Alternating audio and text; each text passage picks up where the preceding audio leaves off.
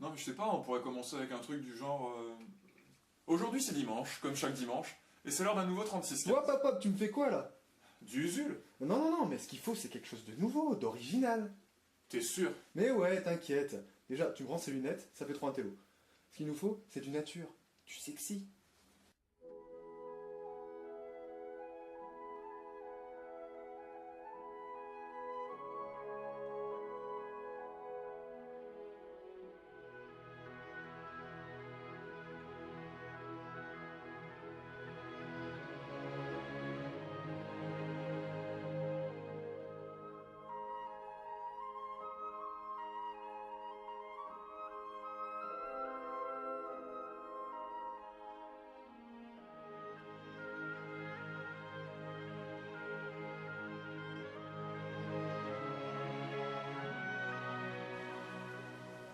Bonjour et bienvenue dans ce nouveau 3615 consacré au poney dans les jeux vidéo. Ouais, c'est pas mal. On peut en faire une quand même, non? Non mais sérieusement, t'es sûr que c'est pas un peu trop?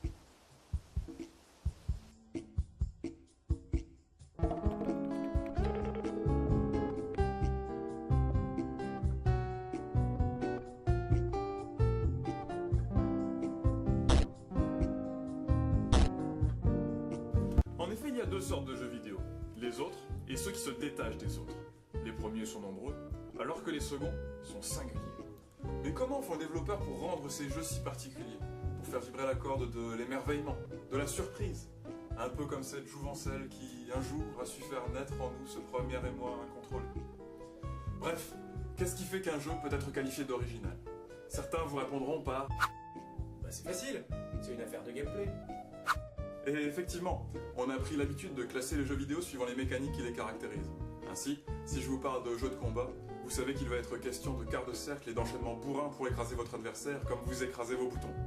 Sur la manette. Par contre, d'autres comme Phoenix Wright ou encore l'inventif Minecraft, qui fournissent aux joueurs la possibilité de tâter d'un gameplay inédit, sont plus difficiles à classer. Dès lors, dans quelle catégorie nous faut-il ranger ces originaux?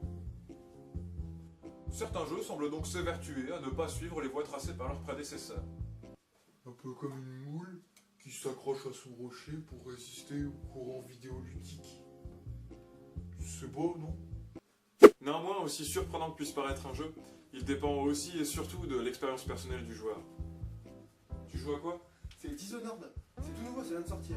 En fait, t'as des missions, et pour les accomplir, tu dois prendre parfois le contrôle d'ennemis. Regarde. Oh, c'est comme Geist. Ouais, c'est pareil, t'as des missions et tu dois, pour les accomplir, faut que tu prennes le contrôle de tes ennemis. En fait, c'est la même chose que Space Station Silicon Valley. Le support console peut également être source d'originalité. Notre génération a vu naître des consoles comme la Wii ou la Nintendo DS qui ont apporté de nouvelles possibilités sur la façon de jouer. Un argument de vente efficace, d'ailleurs rapidement imité par les concurrents. Ce genre de course à la créativité n'est quant à elle pas original.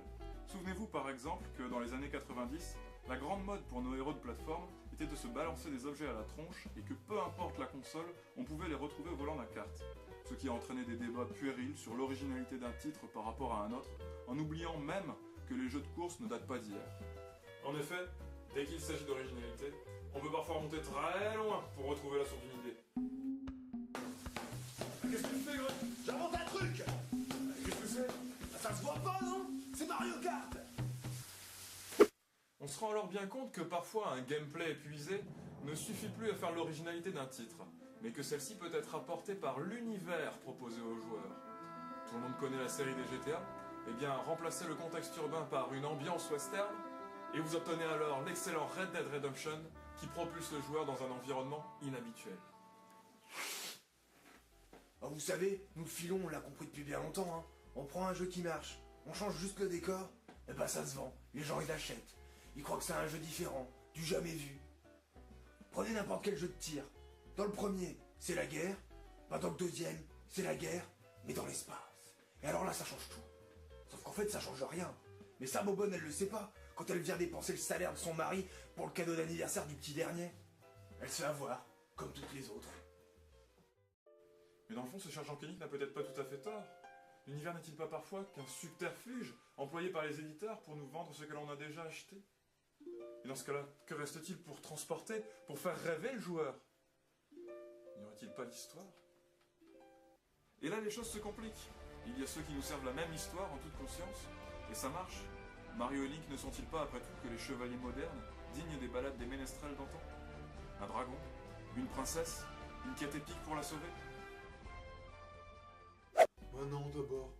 Deux fois, la princesse, il faut pas la sauver. Bah ouais, dans Braid on croit que c'est comme d'habitude. Ouh, c'est moi, je suis là pour te sauver. Alors qu'en fait, dès le départ, c'est nous le méchant de l'histoire. Non mais attends, mais tu viens de spoiler là! Pardon. Si ce cher Balol ne m'avait pas interrompu, j'aurais effectivement pu dire qu'à l'inverse, il y a ces jeux qui tentent de nous proposer de nouvelles histoires, ceux qui jouent avec les codes de la narration et les habitudes du joueur pour mieux le surprendre, et enfin ces jeux, comme Way of the Samurai, qui n'imposent aucun scénario prédéfini, laissant le joueur libre de gérer sa propre aventure, la rendant de ce fait originale. Certes, aujourd'hui il est difficile de créer un jeu qui surprendrait la communauté de joueurs érudits que nous sommes, mais cessons de croire que l'originalité a disparu. Doutons-nous à ce point de notre propre capacité créatrice pour nous complaire dans la nostalgie des jeux passés? Alors rassemblons-nous, mélangeons les genres et les cultures, hissons la grand voile, et ensemble, allons déterrer des trésors insoupçonnés, même s'il nous faut creuser sur des terres déjà conquises. Et quand bien même dussions-nous n'en rapporter que des vestiges, transcendons-les, rendons-les beaux, faisons en sorte que notre voyage en vaille la peine. Car finalement, comme disait Goethe, les auteurs les plus originaux d'aujourd'hui ne sont pas ceux qui apportent du nouveau, mais ceux qui savent dire des choses connues, comme si elles n'avaient jamais été dites avant. Bon alors ça va, celle-là elle était bonne? Ouais, mais t'es sûr qu'on était assez différents du 3615 classique? Ah oui, de toute façon t'avais raison, c'était les lunettes qui faisaient tout. Et puis en plus on n'a pas utilisé ça. Oui, c'est vrai.